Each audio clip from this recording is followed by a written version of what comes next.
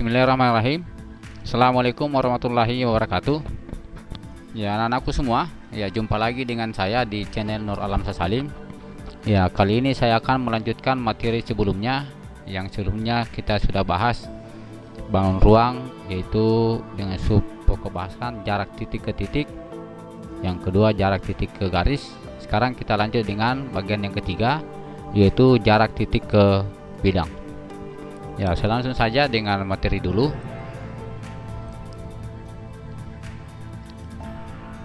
Ya, bagian 3 jarak titik ke bidang. Ya, garis tegak lurus terhadap bidang. Ya, garis tegak lurus terhadap bidang, ya kita harus tahu dulu sebuah garis tegak lurus terhadap bidang, sehingga nantinya akan diperoleh jarak titik ke bidang. Ya, garis tegak lurus sebuah bidang jika garis tersebut tegak lurus dengan dua buah garis yang berpotongan yang terdapat pada bidang. Ya, jadi garis itu dikatakan tegak lurus jika garis G itu tegak lurus terhadap ada dua buah garis, minimal ada dua buah garis yang terdapat pada bidang. Ya, ini ilustrasinya garis G itu tegak lurus terhadap garis A dan tegak lurus terhadap garis B, maka dapat dikatakan bahwa garis G ini adalah tegak lurus dengan bidang V. Ini ada garis G dengan bidang V, ini bidang V. Ya, ya minimal dia tegak lurus terhadap dua garis pada bidang, sehingga dikatakan garis G ini tegak lurus terhadap bidang V. Ya, kita lanjut. Ya, saya ingatkan kepada anakku yang baru bergabung di channel Nur Alam Salim, ya jangan lupa klik tombol subscribe, kemudian nyalakan tanda loncengnya agar kalian dapat mengupdate terus materi pembelajaran dari saya. Ya, jarak titik ke bidang. Ya, ini ada peragaan yang menunjukkan jarak antara titik A, ya jarak titik A ke bidang V. Ini ada titik A ke bidang V. Ini ada titik A ke bidang V. Ya, panjang ruas garis ini, itu adalah jarak dari titik A ke bidang V.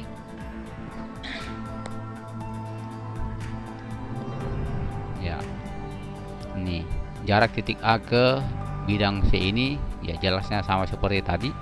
Berarti garis atau titik A ke bidang ini harus, kalau jika dihubungkan dengan garis, maka garis itu harus tegak lurus pada dua buah garis yang terdapat pada bidang. Ya, saya langsung masuk dengan pembahasan soal atau contoh soal yang pertama. Ya, contoh 1. Ya, diketahui kubus ABCD EFGH. Ya, ini saya ingatkan kepada anakku jangan lagi salah cara menempatkan titik. Ya, jangan asal menempatkan titik. Ini kalau di sini titik A, maka titik permulaan yang kedua adalah di atas titik A. Jangan di sini titik A, di sini titik E. Maka otomatis nanti jawabannya akan salah. Jadi saya ingatkan jangan asal menempatkan titik, dan putarannya harus sama. A, B, C, D, di sini E, F, G, H. Putarannya harus begini, ya begini juga. Kalau putarannya berlawanan, salah satu berlawanan, maka akan salah nantinya. Ya, ini kubus dengan panjang rusuk 10 cm. Ya, ini panjang 10 cm. Ya, tentukan jarak titik A. Ya, jarak titik A ke bidang BD HF. Ya, BD HF. Ya, ini. Ya, BDHF. Ya, kita lihat saja di sini dari gambar. Ini bidang. Ya, sebenarnya intinya kita arahkan bidang ini nanti diwakili oleh sebuah garis supaya nanti mengarahkan pada materi yang kedua, yaitu jarak titik ke garis. Kemudian pada sebuah garis harus ada satu titik yang mewakili garis, sehingga nanti terjadilah jarak titik ke titik. Jadi intinya pada sebuah bidang ini ada satu titik, hanya ada satu titik yang terdekat, titik pada bidang yang terdekat dengan titik A. Itulah yang nanti akan mewakili bidang BDHF. Ya, titik itu adalah titik P. Ya, seperti pada gambar ini, titik yang mewakili bidang BDHF itu adalah titik P.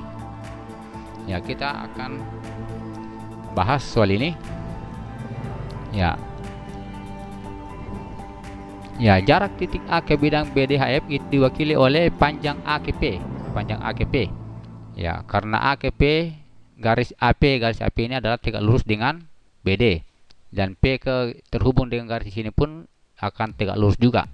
Ya, kalau kita hubungkan dengan garis di atasnya akan tegak lurus, berarti ini jelasnya tegak lurus.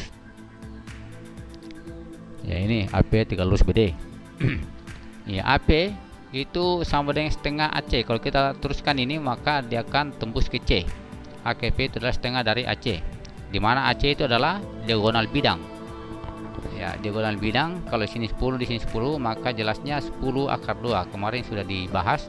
Kalau diagonal bidang pada kubus tinggal ditambah akar 2.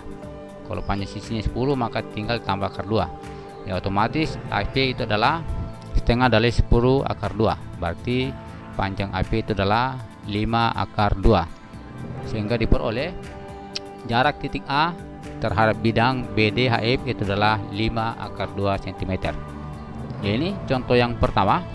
Ya, kita lanjut dengan contoh yang kedua.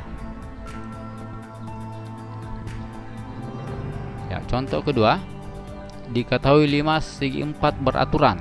Ya, TABCD. Ya, panjang AB, ini panjang AP, karena dia beraturan berarti sini AB 8, BC 8, CD 8 dan DA juga 8 beraturan. Artinya panjang sisi alasnya itu 8 semua. Kemudian karena beraturan otomatis sisi tegaknya masing-masing 12 semua. TA, TB, TC, TD itu 12 cm semua. Hitung jarak titik T. Ya, ini puncak ke bidang alas. Ya, jarak puncak ke bidang alas. Ini sama saja juga dengan menentukan tinggi limas. Ya, ini T ke bidang alas itu sama saja dengan menentukan tinggi limas. Yang menentukan tinggi limas. Ya, kita jawab soal ini. Ini ilustrasinya ada titik T, kemudian ada bidang yang dibawa, bidang ABCD. Ya, bidang ABCD. Ya, yang panjang sisinya adalah 8 cm. Ya, ini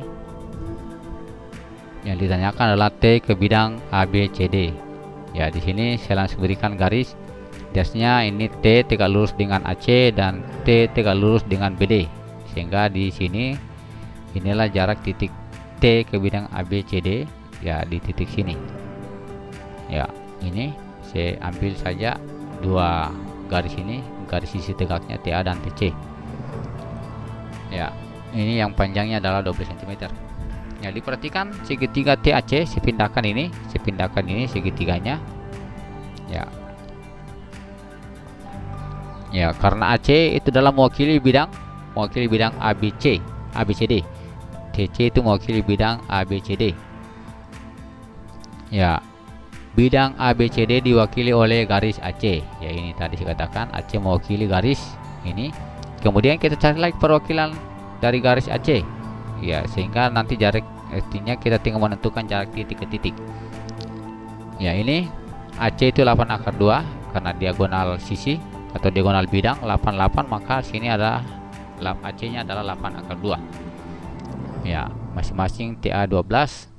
Ya, ada titik di sini, ada di antara AC itu ada titik tengah. Ya, jelasnya otomatis tengah-tengah ini. Ya, ada titik. Ya, titik saya misalkan dengan titik T aksen. Ya, saya misalkan dengan titik T aksen. Jadi garis AC ini diwakili oleh garis titik T aksen.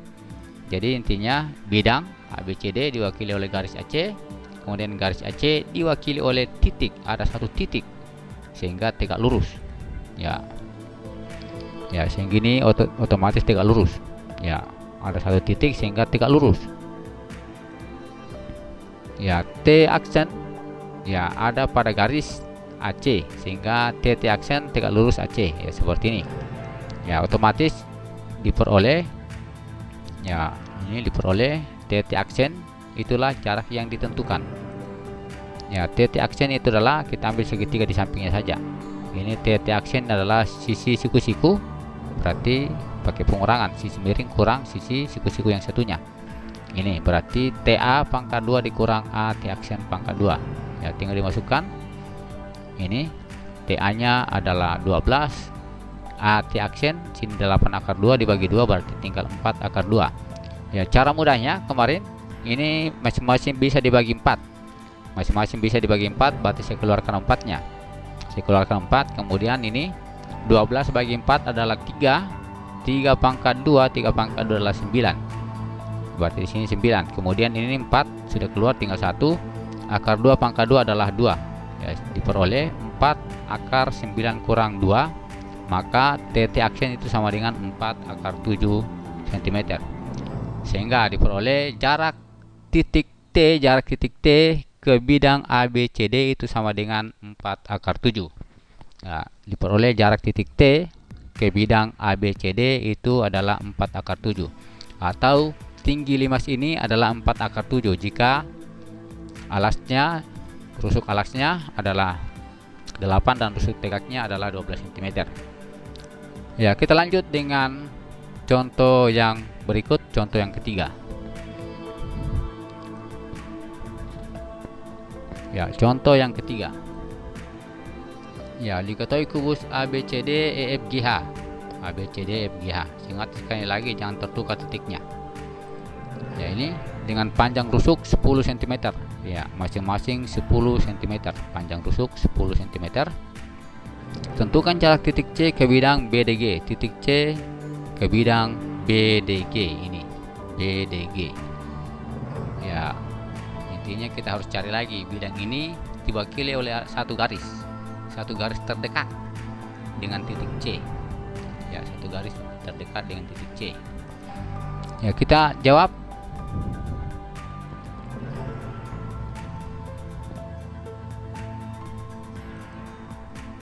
Ya, saya munculkan ulang gambarnya. Ini ya, otomatis ini ada kita bentuk garis sehingga garis terdekat dengan titik C, garis terdekat pada bidang BDG yang terdekat dengan titik C itu adalah garis GT. Ya, ini berarti bidang BDG nanti diwakili oleh garis GT. Ya, ini titik C pada bidang BDG itu sama dengan jarak titik C ke bidang BDG. Titik C ke bidang ini adalah C ke P. Berarti ada titik P pada garis GT sehingga tegak lurus.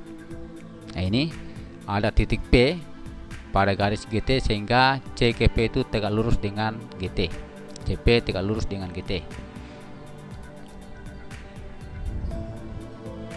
Ya, jadi saya bisa ambil kesimpulan bahwa bidang BDG diwakili oleh garis GT dan garis GT diwakili oleh titik P karena titik P lah yang terdekat dengan titik C. Ya, saya pindahkan segitiga ini, segitiga GCT atau CGT, ya sama saja. Ya, CGT saya pindahkan ini garis GT. Ya, garis GT adalah garis GT yang mewakili bidang BDG. Kemudian segitiga ini siku-sikunya di titik C, siku-siku di titik C. Ya, siku-siku di titik C. Ya, nampak sekali ini. Ya, di sini nilainya sudah ada. Itu CT sudah ada nilainya. CT sudah ada. CT itu adalah setengah dari AC. AC adalah diagonal bidang atau diagonal sisi, berarti setengah dari 10 akar 2, berarti 5 akar 2. Ini, kemudian ini sudah ada nilainya. Kalau ini tegak lurus ini atau siku-siku, maka jelasnya kita bisa menentukan panjang GT. Panjang GT karena siku-siku, segitiga siku-siku. Ya, GT itu sama dengan GC ke CT. Ya, ini 10 ditambah 5 akar 2 pangkat 2.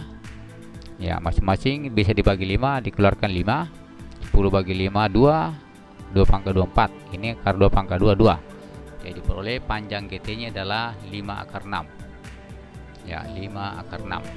Ya, di sini Ya, kemudian ada titik P, pada garis GT titik P, sehingga C ke P itu tegak lurus. Ya, seperti ini.